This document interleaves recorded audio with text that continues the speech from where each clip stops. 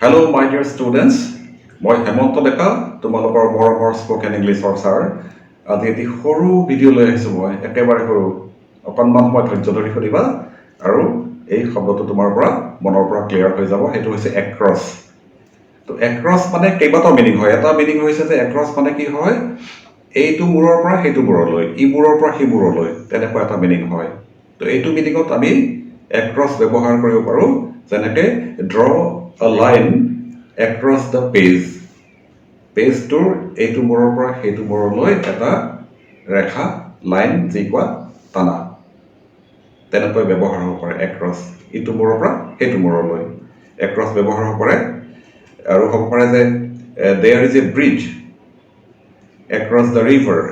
নৈখনত এখন দলং আছে তো নৈখনত দলংখন কেনেকৈ থাকিব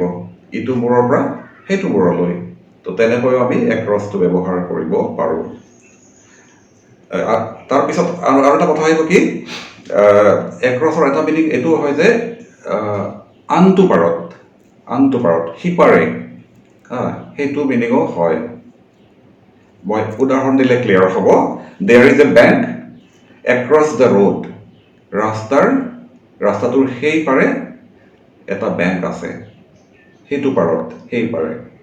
তেনেকুৱা মিনিংটো আমি কৰিব পাৰোঁ এক্ৰছত আৰু শেষত